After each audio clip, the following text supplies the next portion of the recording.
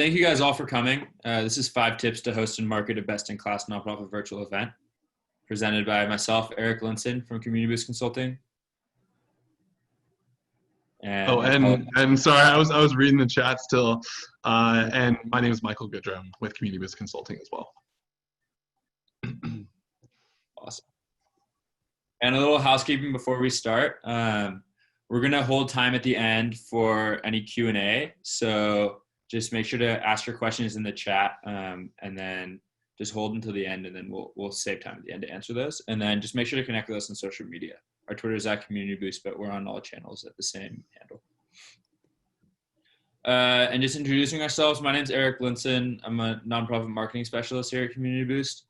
I started specializing in Facebook ads, and then now I'm more involved in the content team, trying to provide you guys and nonprofits with best-in-class educational content so you can meet all your goals. And my name is Michael Goodrum. I'm the director of our client service team, so the team that actually executes the marketing for the partners that we work with. I've been here for over 4 years. Now have seen many different events go down, almost, I think, pretty much every type that was typed into the chat. But now, of course, we're in a new world where a lot of those events need to be virtual by nature if we want to have them soon. And so it's really excited to share with you guys what we've seen since COVID started on the virtual event front. Yeah. And so I know there's some here that do know us. It looks like we have at least one current partner of ours here. I actually recognize Sue Scooby as well from NAMI, which is awesome. But just taking a look back at last year, we directly served 186 nonprofits. Community Boost is a San Diego-based digital marketing agency that only works with nonprofits. And then we were able to generate $7.5 million in online revenue directly from the channels that we work with, as well as a host of other important conversions for our partners. Yeah, sweet. Thanks, Mike. And you can see there a list of some of the clients that we work with, but Trusted by ICF, Humane Society, a couple of United Ways, Trevor Project. But yeah, before we dive in, I think it'll be good to go over just the top takeaways of this webinar before we get into the meat of it. But you're going to be able to understand what opportunities hosting a virtual event represents for your nonprofit. You're going to be able to learn examples of winning nonprofit virtual events that you can steal from directly. So we'll be able to host a best-in-class virtual event of your own. Digital marketing best practices for multi-channel promotion leading up to a virtual event. This is really our bread and butter, and it's the meat of our presentation is the channel breakdown, but we'll dive into exactly how to use each channel to promote your event most effectively. And then how to apply our 5 tips to host and market a best-in-class nonprofit virtual event to, again, the goal here is to host the best event your supporters have ever seen, whether it be virtual or in person. And then finally, if you wait till the end, we'll be able to we're offering complimentary one-on-one strategy sessions to attendees that are interested. And we're going to be offering our list of the 13 best virtual event softwares to execute your event, again, as effectively and efficiently as possible. So jumping in, we all know what a virtual event is. It's turning what used to be an in-person event online. So whether that's a fundraiser, a stewardship event, a meet and greet, even a music festival, we're all stuck inside because of COVID, and we have to turn that event online and virtual. And I'm sure in these past few months, all of us have at least been to one or heard of one. Well, the question is, why host one? It's a huge lift. We have to learn all this new tech. Is anyone going to show up? It's not going to be the same experience. People aren't going to be rubbing shoulders and sharing drinks at the bar. They're just going to be coming in from their bedroom. Why host one? Should we even bother?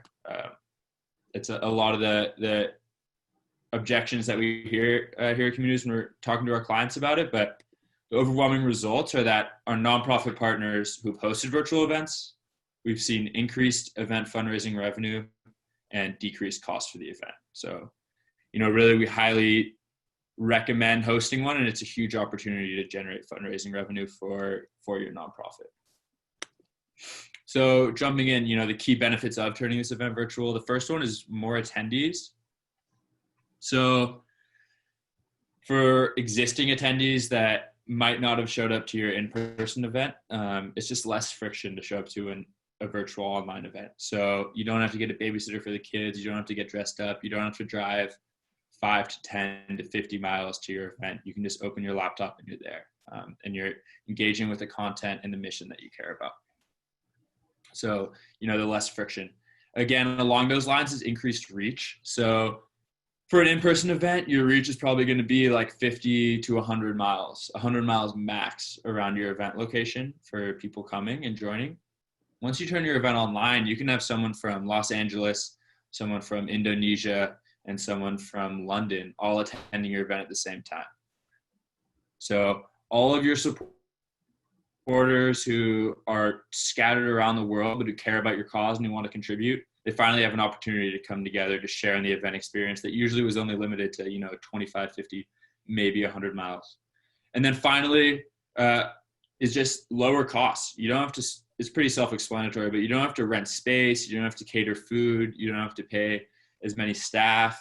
Any of the other overhead expenses that are related to an in-person event are just gone for a virtual event, which means you can spend more of that budget, even if it's overall been decreased, you can spend more of that budget to promoting the event to new supporters and to providing the best virtual event experience that you can to everyone that attends.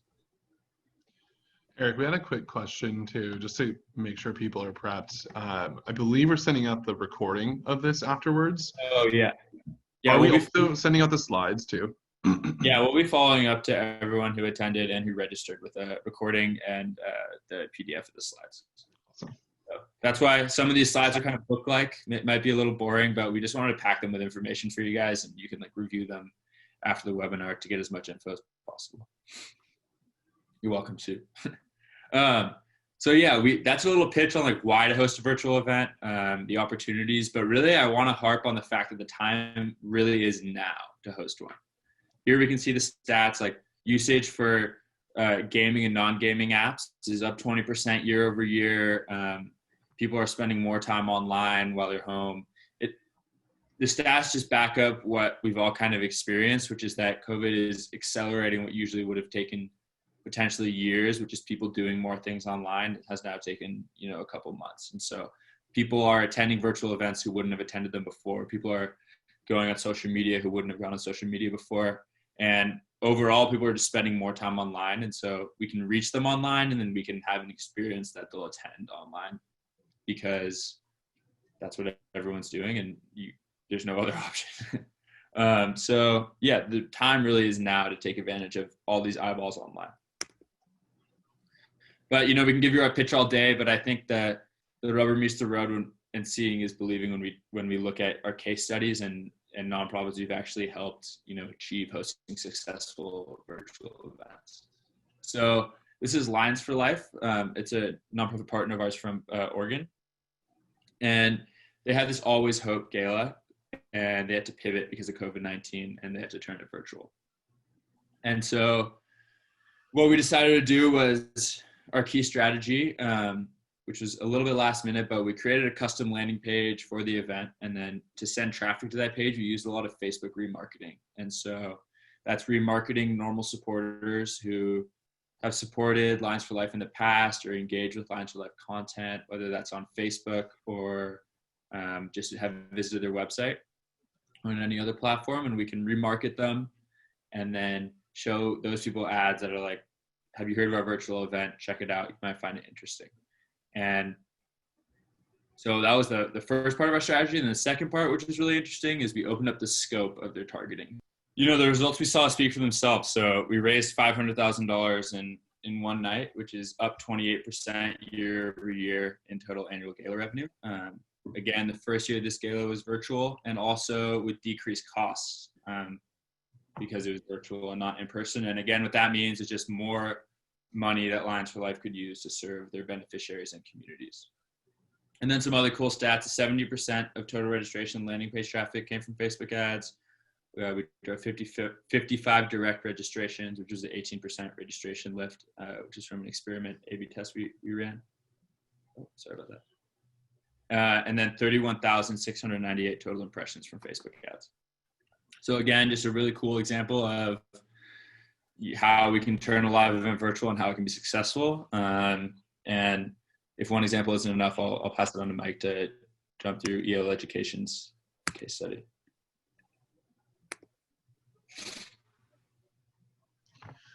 Awesome. And Cheryl, you can actually see, I see your question here. You can see kind of an example here on the right-hand side. And we will talk much more in detail about Facebook and Instagram ads in just a bit. Yeah, absolutely. And so EL Education's an education-focused nonprofit that has a framework for really advancing student achievement, either on the individual school basis or at the entire district level for students. They have multiple events every year, but they have this one called Starting Strong, which really trains teachers and educators who are familiar with the EL education curriculum on how to further their professional development. They book hotels, they book speakers. There's a lot of overhead for events like this, and they booked all that prior to COVID. So they had to have this event work, and they actually had to sell it at the same price point, even though it was moving virtual. So from a strategy perspective, we also used Facebook and Instagram ads here. We supported them on making sure we were segmenting emails correctly and reaching out to different people in their audience in different ways. We also used on-site conversion design. So we'll talk more about conversion design, but they're basically things that you can place on your site without making major changes to it that help create more awareness and action around your event. One thing that was, we also touched on earlier about the benefits of a virtual event is reach. That's so the case with this as well, where booking a flight, finding a hotel, all of those things for an event that you are not already familiar with, like for an event from a nonprofit you're not already familiar with, is kind of a big ask, right? But here with EL Education, that increased reach but less friction meant that they were able to sell 100% of their tickets for this event, sold at the same in-person price. Again, this is not the only investment that they made here, but in terms of advertising, $1,500 spent on the platform. 704 out of almost 1,500 of the people going to the registration site came from Facebook and Instagram ads. It's about $2 per person for a $900 ticket. So that math just kind of works itself out there. One thing that they did, it's not on this slide, but for those here that they shared with me, I'm actually the point of contact at Community Boost with them too, is that they were getting a lot of pushback on the price point. So some of you who are considering adding ticket registration prices, things like that, and especially if this event was known about before it goes virtual, they were getting a lot of pushback saying, hey, the price didn't change. It's $900 for a virtual event. And there are a lot of those people who ended up not going. But what was interesting is the increased reach and the fact that it was much more frictionless to new people meant that they actually brought in a lot of new people who are not aware of their nonprofit to this event at that $900 price point. So it was almost this like really awesome trade-off to watch between, the value of the event felt lower because it was virtual, but then there were more people who were just potentially interested due to the fact that it was virtual. Awesome, so we can move on, Eric.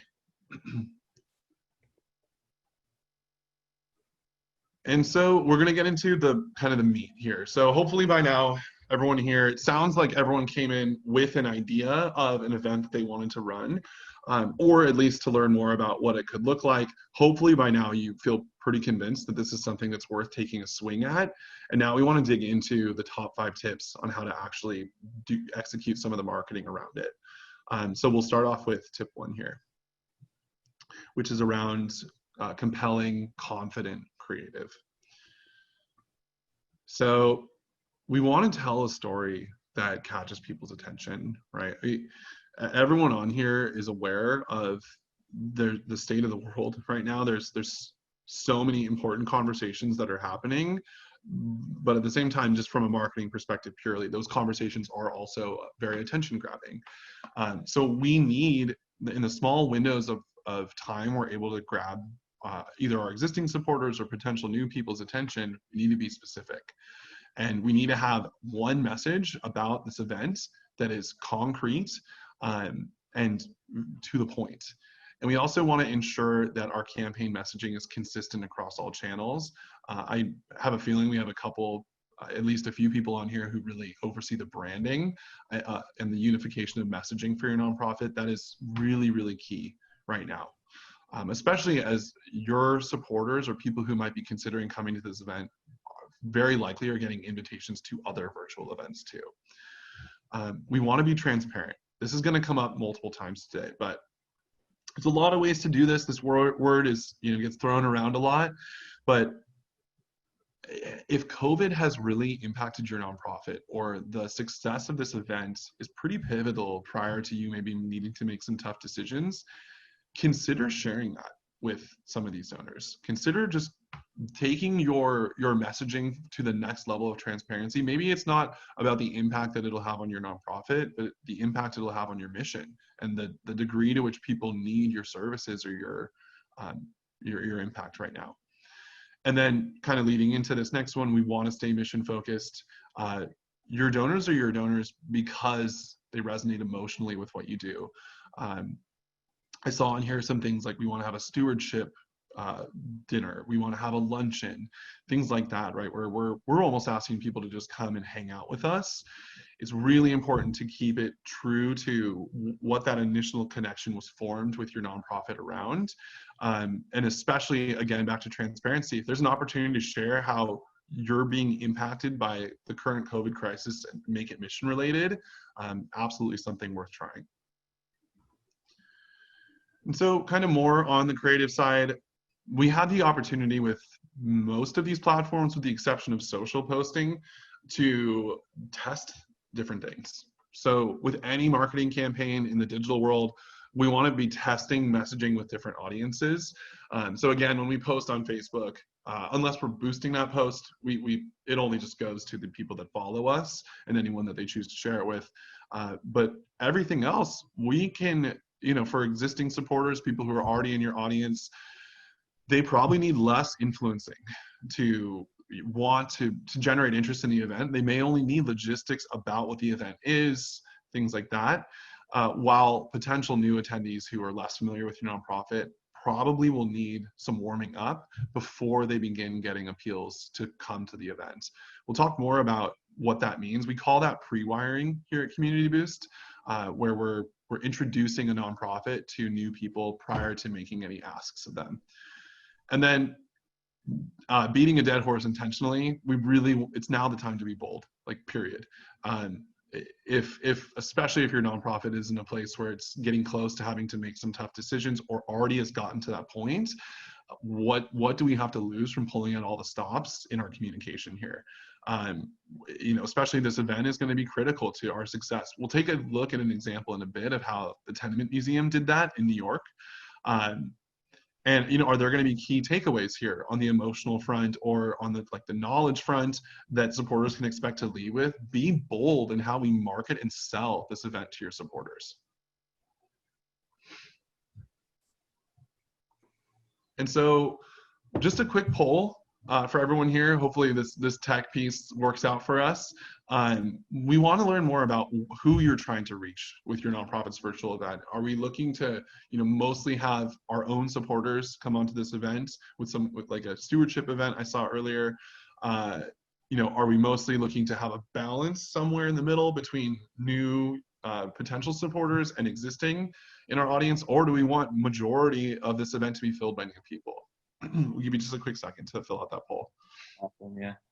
Yeah, thanks guys. And then also like the type of resources we're putting in, this is going to help with the just the rest of our content, making sure that we're tailoring it to the type of audience we have. And if it's different if you're running $500 a month in ad spend to $10,000 a month, the different channel breakdowns and all the different options we have there.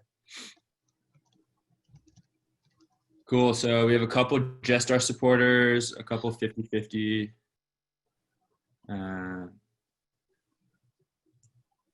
Only focused on our current supporter base. Most people are spending, looks like, less than $500 a month. That's cool. There's some high leverage channels we can use for you guys. Sure.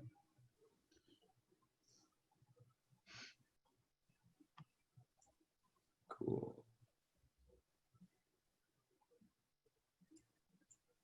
I'll give this Actually, it's not showing me the results, Eric. So there's a big one that we or a clear winner that we want to focus on a bit more, then let me know. Yeah, a lot of the people are either only focused on their current supporter base or running ads to their event, but only spending around $500 a month. And then it's pretty mixed, but it looks like the majority of people are trying to reach 80%, like a breakdown of roughly 80% their supporters, 20% new supporters, and then some 70-30, and then probably a third is 50-50, and then a couple people are trying to reach a bunch of new supporters. So that's cool. kind of awesome. Yeah, and we mentioned this earlier. It just even that alone, that breakdown, there's definitely a variety. So we're gonna try to have the rest of this be applicable to many, but always be listening for your specific situation, and you, like, with that creative ear of like adapting. What are we sharing? A lot of this is donation and giving focused in this presentation, but also at the end, you'll have the opportunity to set up a call with one of our specialists. And yeah, there's just so much more power in us being able to dig in one-on-one with you to kind of apply all of these tips that we're going through, if you want to take the time to have a quick conversation. Mm-hmm. Definitely agree with what Mike said. And moving on to tip 2, so starting early. This is kind of before we dive into the tip, just a mantra that we have at Community Boost that is just really applies here, but we want to focus on traction. So almost every failed virtual event has good creative, right?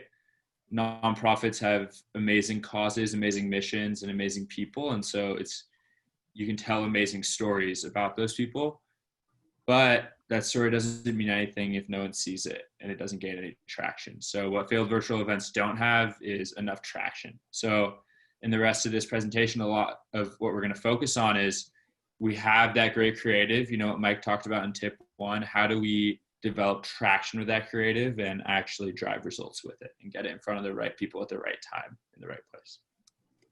So part of that is starting early, and part of that is increasing reach nationwide. So we touched on this earlier with Lines for Life, but this is just info through Google Analytics of one of our clients that's based in New York.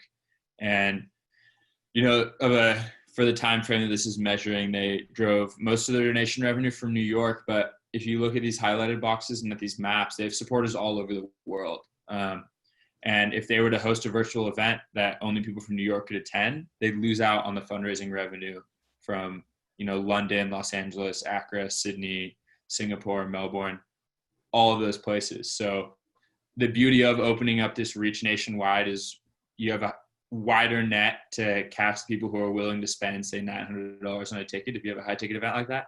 But also you just get more people to attend your event and who are able to experience that great experience, again, because it's virtual and because it's online. And then, so the second part of starting early is we also touched on this, but PreWeiying your audience.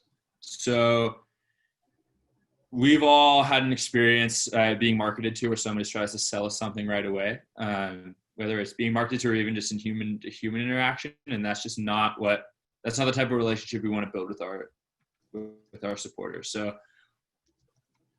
the first time we interact with them, we want to share about our story and we want to get them involved in our marketing ecosystem. So that's going to look like maybe a Facebook ad that tells them about our mission and our cause and gets them to come to our website. Then if they interact with the Facebook ad and they engage with our content and they engage with our website, then we can remarket to them and show them an ad that says, have you heard of our virtual event? Come sign up. So this pre-wiring should start around 90 days before the event. That's best practice in our book. And that just gives us a lot of time to build up this engagement that we can then retarget with the hard ask that's, come to our event. And then cross-channel consistency, again, it may be obvious, but messaging across all of our channels should be branded and focused. It takes multiple touch points for people to take an action that we want them to take, which in this case is attending our event. So make sure that we're focused and consistent across channels. Now, we're going to have different segments of donors that we're targeting differently, but within those segments, the messaging on LinkedIn, Facebook, email, SMS, all has to be consistent and just builds credibility and makes them know that the event that they're going to attend is going to be a great one. And then finally, we'll touch on this later as well, but focus on early adopters. So your most passionate volunteers, your annual donors, your social media champions. These are the people who know your mission by heart and who really want to help. All you have to do is make it as easy as possible for them to help. So instead of just asking them, hey, can you share this with your network? Write a whole email that's the perfect outreach email that they can just copy, paste, click, send to their whole network. Same thing with social media posts. Make it as easy as possible, and they're at home, they're at their computers, and they're ready to help. So that basically finishes up start early. And then just the second poll, before we dive into our channels, our channel breakdown, it's going to be good to get a grasp of what channels you guys are thinking most about using to market your event. So the poll is live now. And then if you have any other channels that you're using that aren't mentioned, you can go ahead and mention those in chat. And that'll be pretty interesting.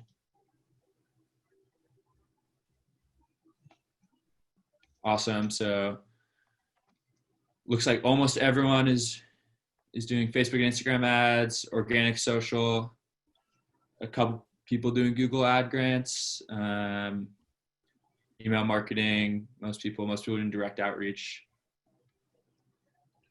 Cool. So it looks like almost no one is using conversion design. We're going to touch on that later, but that's a really low hanging fruit that we can use. And then Google ad grants as well. We don't touch on that here.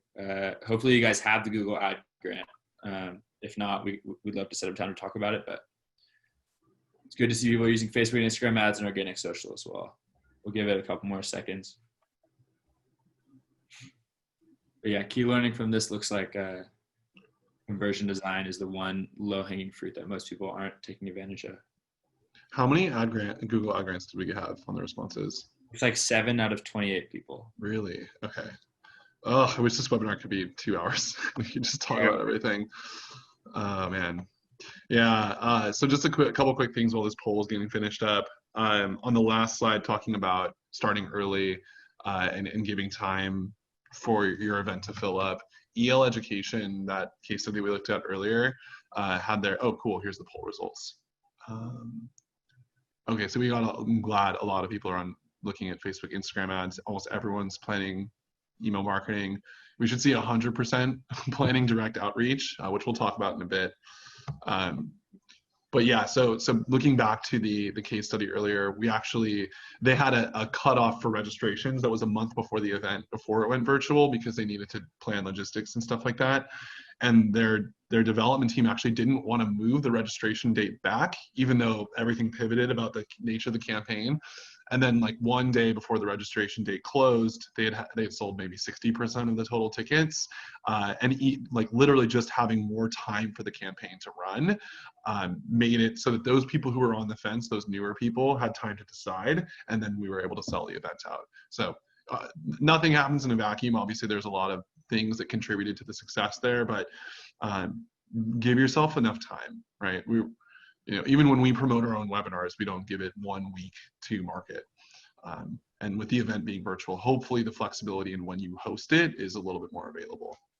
Yeah, awesome. I also want to make a note. It says only 7 out of 28 people are using the Google ad grant to promote. We don't have it in one of our channels. Enough time it should take around 90 days to market. Oh, for your event, Eric, you're saying 90 days? Oh, sorry. Linda just asked how much is enough time in your mind.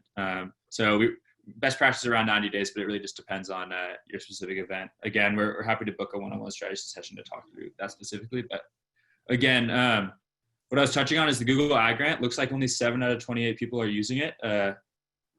I hope you've heard of it. The Google ad grant is $10,000 a month that Google just provides to nonprofits to spend on ads. And if you haven't, just go ahead and reach out, because it's by far the lowest hanging fruit that nonprofits can use to boost their digital marketing. So I just want to make a note to make sure no one's missing out on that opportunity. But we'll go ahead and jump back into choosing the right channels. Perfect. Thanks, Eric. We can hit the next one. So here's where I saw a question earlier about wanting to know more the technical aspects of how and when to use them. So we'll talk more about that here. And then if you feel, we want to go even deeper, we're happy to chat one-on-one afterwards. So taking a look at some of these top 5 tools, you guys can read them there. We'll go through them one by one. So let's hit email marketing first. And I'll make sure to try to touch on kind of timing as we go through this. So I saw multiple people saying earlier things about segmentation. It's extremely important when we're doing email marketing, really ideally any kind of marketing, right? To be talking to our audience members in the way that makes the most sense for the relationship. The more personalized we feel our communications are, with organizations, with like entities, the more receptive we're going to be to having a conversation and really considering what they're asking us to do. So that's things like recurring donors, our major donors who provide major gifts. It depends on where you mark those at. A lot of the partners we work with, it's 1,000 or over. People who have merely attended your events, right? Those people who have donated their time, not necessarily their money. Peer-to-peer fundraisers, really, really, high involvement type of supporter who donates their network to you. Lapsed donors, depending again on when you kind of mark that, is it like 1 year, 2 years? Those who are in your audience, on your list, but have not given, and then also just people who have subscribed to your general newsletter, who are maybe more interested in your mission or just learning about you. If you're not doing this work on the segmentation front on emails, it's not impossible to go back and given the platform to kind of go back and like do it retrospectively. But ideally, this is something you're doing as people interact with your nonprofit in the moment. Again, that's another thing we're happy to kind of chat with you about, how to do that in the best practice way. So for the sake of time, not going to go overly into subject line information. There's so much here. The truth is, and this is not a cop-out, it does depend on the sector that you're in, the type of demographic you're looking to reach. We do, just as a blanketed rule, see a lot of success with emotional-based headlines. So ones where we're making appeals that speak directly to people's hearts, using things that are more, in a way, almost salesy or markety, like all capital letters to emphasize some words. We also, if it's not against your nonprofit's brand, to use emojis. We've seen success in those, getting people to open emails. Again, we want to be mindful of the brand here and make sure that it resonates. We'll be covering how to run the event suggestions. I'll take that question at the end. Subject line. Okay, so powerful video and imagery. If we're not doing a text-only email, and we have any imagery, especially if it was an event that you were planning on holding prior to COVID happening, and you did already have assets generated for it, you absolutely want to leverage those in your email. But here on the right, we see an example of a text-only email that is sent from the president of the Tenement Museum in New York, one of the more prominent museums in the area. And we actually worked with them right near the beginning of COVID to prevent them from having to make a lot of tough decisions and help them get out a fundraiser that the case study is up on our site. I don't remember the exact amount raised, but it was really, really quick. And it was so inspiring to see the response from their supporters. And a big thing that we coached them on was getting this text only, very transparent, very real email out to their audience, right? Help the Tenement Museum survive. I think this is some of the best copy I've seen. These are extraordinary times. The Tenement Museum is an extraordinary place. The museum faces an extraordinary crisis. We're going to send this out to you if you want to borrow some of this language, things like that.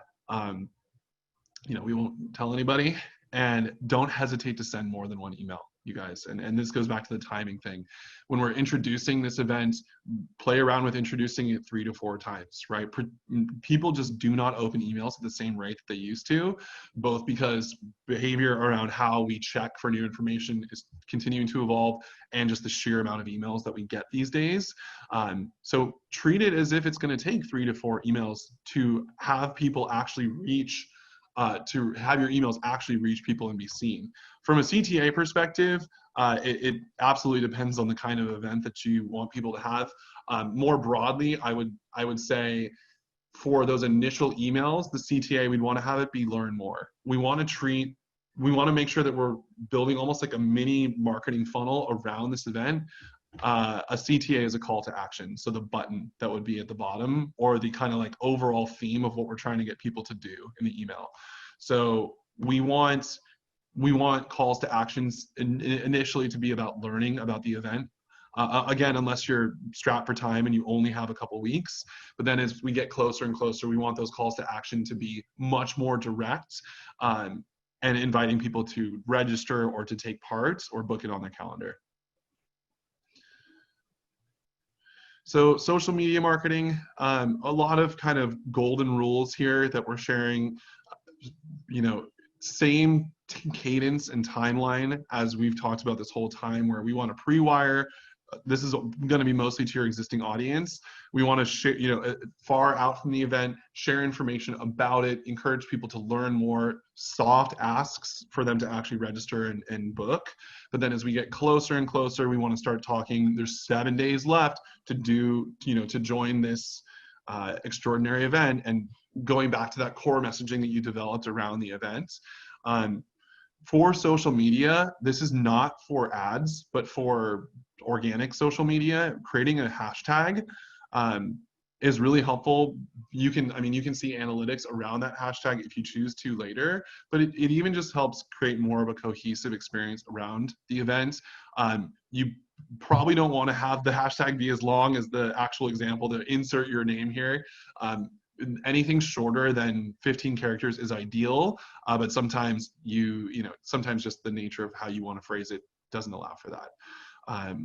If we can utilize micro influencers, so this is kind of getting into a topic we'll talk about in a bit, but reaching directly out to those who have audiences that are worthwhile, to further expand the reach of some of your posts, or to ideally even have them post about the event on your behalf. And then I'm sure everyone here has seen an Instagram story notification come up on their phone. It also comes up for Facebook too. But Instagram stories are so easy to run. You literally just grab your phone, go in and begin streaming a story. And those that follow you, even if they rarely actually see your posts, will get a notification that you're live. And Eric kind of touched on this earlier. People are all at home, just not necessarily doing a whole lot. So you will get some people on that live stream that typically would not be sharing their attention with you. And even if it's just for a few minutes, you get direct person-to-person contact to share your event with those people. It's absolutely something worth testing. And then you can also, in many cases, reuse that content later or post it up on your wall. Mm-hmm. And then, so one that, there's a lot of people who are already investing into this for this event, who are planning on doing so. We'd be remiss not to just talk about the state of Facebook right now, of course. I do need to keep it really brief. I'm realizing we're at 10:40 already, 10:40 Pacific, but it's definitely it's a personal choice for your nonprofit at this point in time, whether you believe that marketing on Facebook is correct or not. Our personal stance is that Facebook has a lot of things to improve.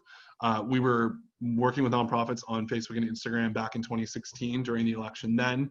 And to be honest, Facebook has made it much more difficult for advertisers since then. They did implement changes that made a difference. For the sake of time, don't really have the time to go into what those were, but just trust me, it's not enough, clearly, from what's been going on now. But at the same time, a question that our CEO posed to our team and then to a lot of our partners is, do we vet every individual donor, and where that money is, the moral alignment of that person with our nonprofit, does everything add up? And the same question I would ask about Facebook. If this is a channel that can really forward what we're doing, which I'm just going to tell you flat out, it can't, and it will. And not using this channel to promote your event unless there is just absolute pushback from people on your leadership team, it's not the right call. Like you absolutely want to be leveraging this, just because the ability to target people within your own audience. to target those users who are on your email list, who are getting emails about this event, maybe seeing them kind of peripherally, but not focusing on them as much, having ads about the event that are visual, show up directly in their feed. The impact of that is so strong. Being able to remarket to people who have seen a little bit about the event, but then get much more direct with, there's only this amount of time left, or maybe we want to offer some kind of specific deal to people in certain areas, like being able to remarket directly to people and know your ads are being shown to those that actually know about the event is major. And then, like we talked about too, reaching out to new audiences and the power of this platform for doing so. To put it in a very quick sentence, Facebook has the ability to target people that are just like your existing supporters, but don't know about you. And that reach is just, there is no other marketing channel like that. And again, that's why it is a difficult conversation from a boy. And I saw someone asking, is anyone joining the boycott? Where we think, if this is a webinar talking to for-profits who are selling auto car parts or something, I might actually say it's appropriate to, but we're all up to something that really matters in the world right now. And even though a lot of the conversation around the hate speech allowed on the platform, it's kind of negative in nature, what we're promoting is really positive. And in our mind, that almost, I don't know, it's helpful to lend a powerful voice to a platform people are going to be on regardless at this time. So anyways, getting back into this, we want to pre-wire audiences. So we usually pre-wire about a month before, so for an entire month, prior to introducing any new people to the event itself. So that would just be like running ads with great imagery or visuals about maybe the 2019 impact that your nonprofit had, quotes that relate to your mission, things like that, to just give people a quick taste of your nonprofit. We want to be remarketing directly about this event. Again, testing the way that we're sharing the messaging. We talked about engaging new audiences. We've talked about video creative. I think a lot of people know here how important it is. Yeah, and honestly, like 3 to 10 times return from a return on ad spend perspective is extremely possible.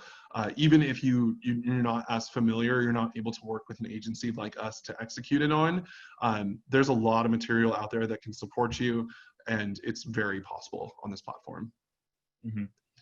I also want to jump in really briefly and say, we're a little strapped for time, but we find the best results in Facebook strategizing on like a one-on-one basis, depending on your specific needs. So again, if you are pursuing this channel and you just want another set of eyes on your Facebook ad account, just go ahead and reach out on our website and we can set up an audit of your account or a one-on-one strategy. Oh yeah, such a good point. And then conversion design, we think we had like 0% of people doing this. It's just a huge missed opportunity, you guys, not to do this. There's free tools, like Sumo is the one that we use, SUMO, that allows us to run smart bars. So like bars that just sit along the bottom of your website. Let us run welcome mats. So maybe you don't have the resources to build a whole landing page for this event. Welcome mat is basically like a drop-down landing page that can cover your homepage or any page on your site. Drag and drop, really easy to design. You see an example here.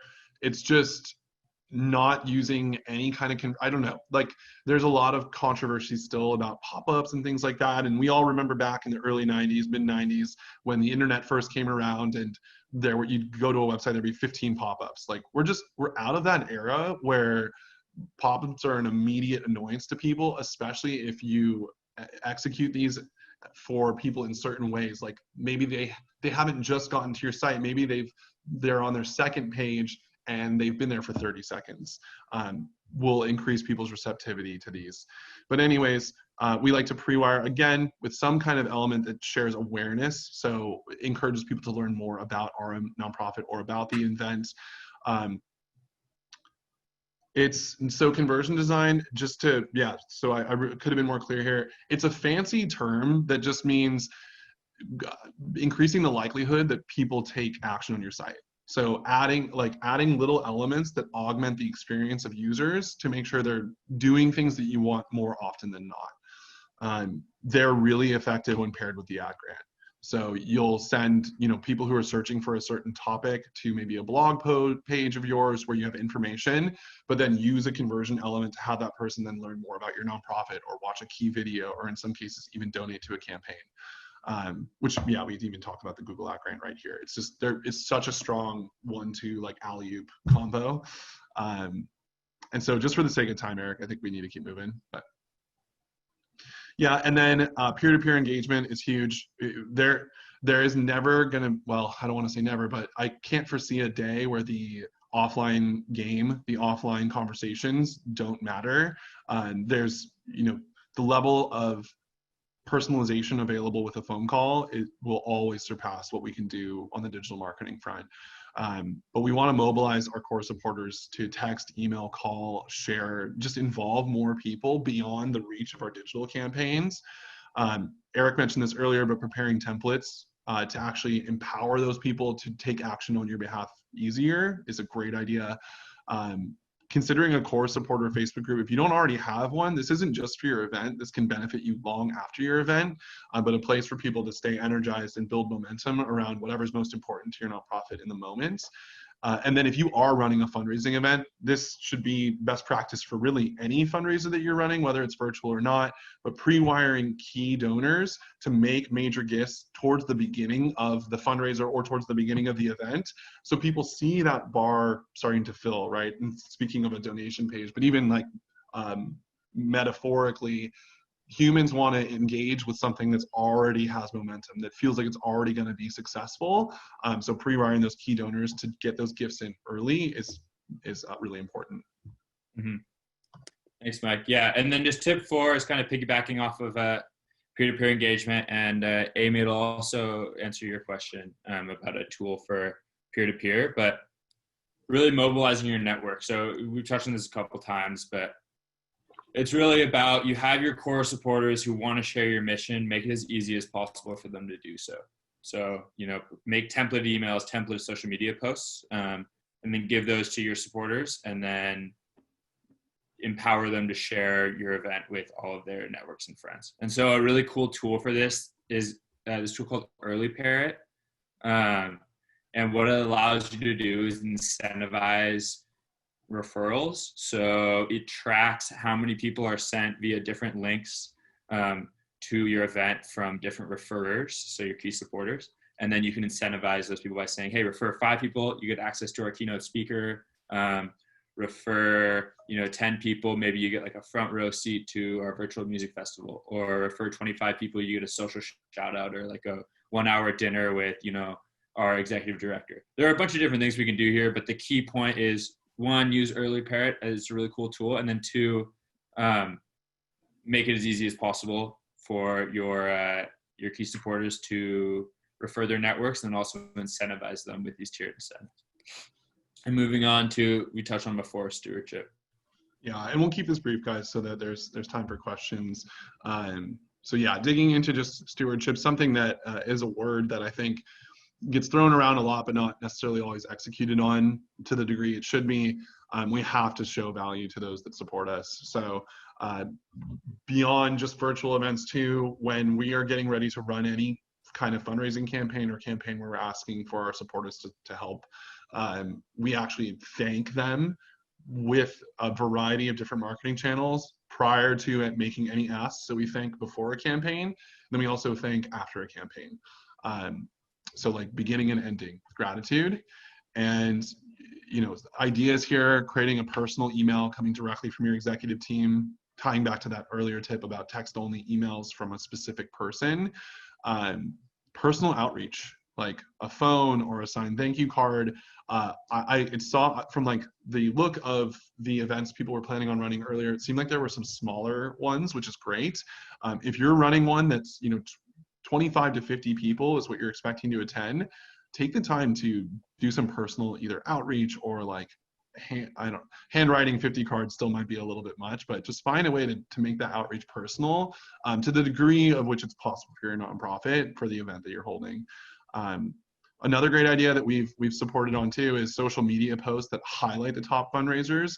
That can have people who don't currently follow you jump in and follow you if they're seeing a tag come up for them, or also it's just another way to add value, which is, having someone feel like they're in the spotlight, and people love to, I don't know, have their egos appealed to, for lack of a better word.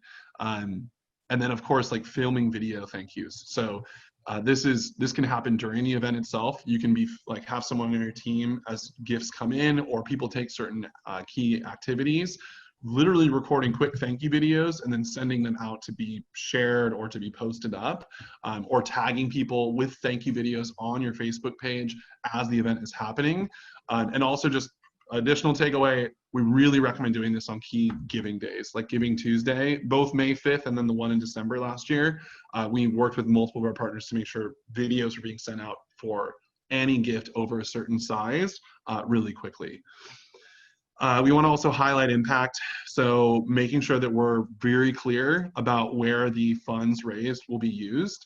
And you guys would be surprised, I think. Like, there's probably some people on here who are experiencing more admin and overhead difficulties than in normal times. Don't be afraid to share that, especially with supporters who care about you, especially ones who might have a personal relationship with you. Thinking through what is going to be really important to like how we want to steward the different audience segments is key here too. And then just making sure we're providing actionable follow-up. For the sake of time, not going to dig too deep here, but just give people who had a great time in this event things that they can do next. Make sure that the event is being recapped, and then keep the conversation going by providing some ideas onto next steps.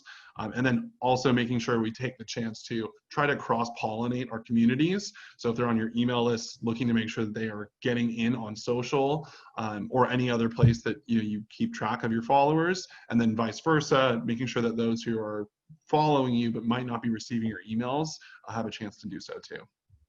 Mm-hmm. And I just want to make a quick note. Amy asked, when you mentioned videos being sent out for Giving Tuesday and Giving Tuesday now, were they from staff or animation based or mixed?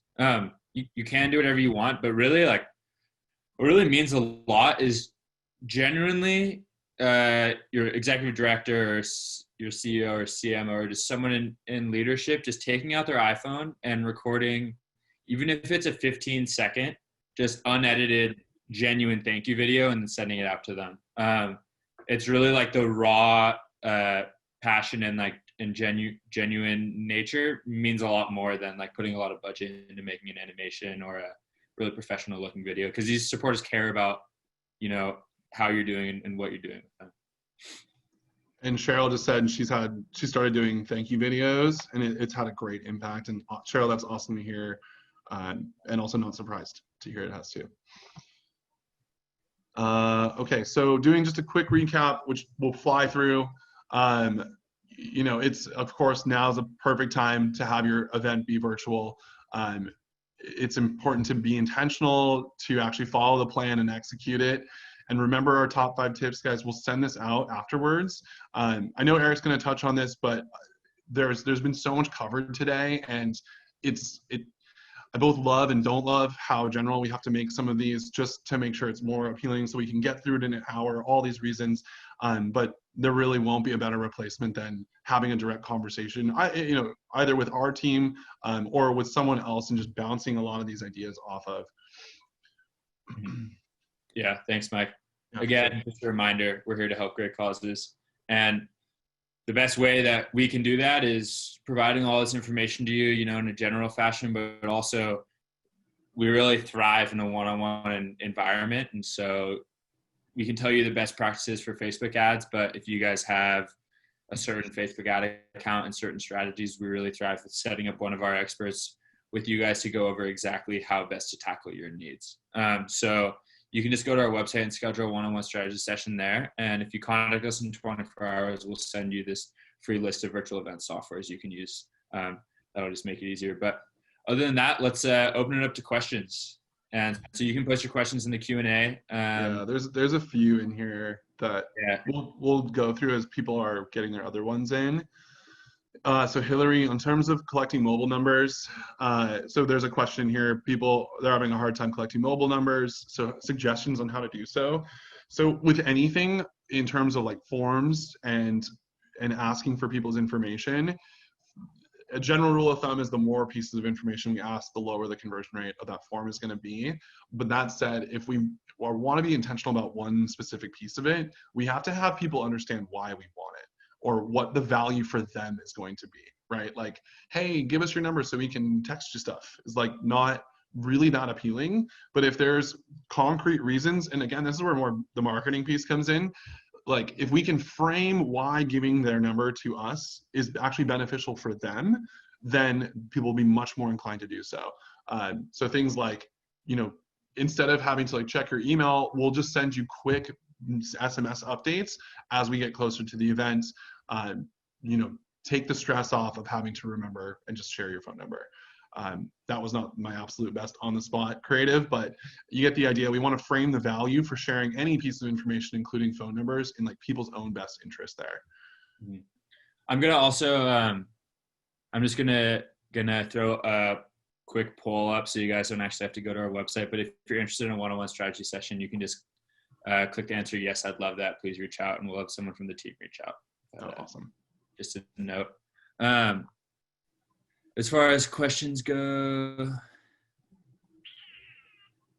Laura, you said, what about planning for live events in different time zones? So this is a pretty interesting one that we somewhat worked with. It depends. Like if you can host multiple live events, that's something to look into. Again, you can look into your Google Analytics and you can see where your supporter bases are, and then you can try to make rough calculations or estimations of, okay, looks like we have this many people coming from like Australia and this many people from, you know, San Diego and this many from New York. And there's a certain revenue attached to each. And then from that, we can be like, it's worth it to have 3 different events in each time zone, or maybe it's worth it to have one live event and then record it and then send it out to each different time zone, or even you have a live event and then you record it and then you host it again as like a playing of the live recording with key people from your team in like the chat section or comment section, just like communicating with everyone while they're there. So those are kind of like the 3 different tiers of engagement you can do. But the key there, I would say, is going into Google Analytics and making like a data-based decision on whether or not it's worth it to have events in different time zones and what those time zones are, because you don't know until you see the data. Awesome. Another one on here is how much communication is too much. It does depend on the channel for sure. General rule of thumb is people are seeing less, depending on the size of your audience, people are seeing less than you think that they're seeing from you. Social media platforms have become more and more pay to play. I mean, don't even get me started on like how Zuckerberg framed that last year, 2019 at the start of it. It's just like basically indirectly said, you know, to consistently reach your audience, you're gonna have to pay for it. So posting in terms of social, there's not really too much necessarily. I'd say more than 5 times a day might be overkill, but 5 would be fine. And then for email, there are lots of tools out there that actually allow you to only send to people who have not opened previous emails. Our favorite tool is called ActiveCampaign by far, that allows us to, you know, we have one message that's really crucial that a big portion of the list we're sending to sees. Well, hey, we can send a follow-up email to those that did not open or read the first one. But if you don't have the capability to do that, 3 to 4 emails per main concept you're trying to get across is a pretty good rule of thumb. Mm-hmm. And another note there is, again, it depends on what platform you're on, obviously. And so, like Mike said, if you're on organic social, it is a little more pay to play, so you might have less reach per post, so you can afford to post more. Also, if it's on organic social, you want to post more because you don't know which posts are going to resonate best. And so there's no way of knowing that until you test it.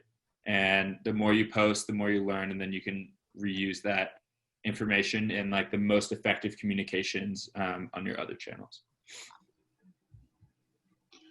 Yeah, and then someone asked to hashtag event tools for monitoring impressions. I put in here too that we use. They both supplement areas of weakness that the other has. That like there's other hashtag event tracking softwares that do it all, but they cost up to like $100 a month, which if we're just doing one event is super not worth it. But yeah, so those are Talkwalker and Hashtag if I put them in the chat, a couple free ones that we like. Mm-hmm. Yeah, so we're about 2 minutes over. Mike, do you have any other questions you really want to answer? Or if anyone else has any they want to ask, if you want to throw it in last minute.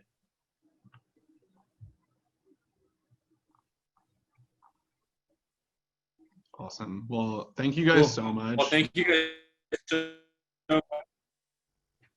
Yeah, this is great. Sorry about the little tech hiccup in the middle, but we'll be sending over the slides and the recordings. And I wish you guys all the best of luck in your virtual events.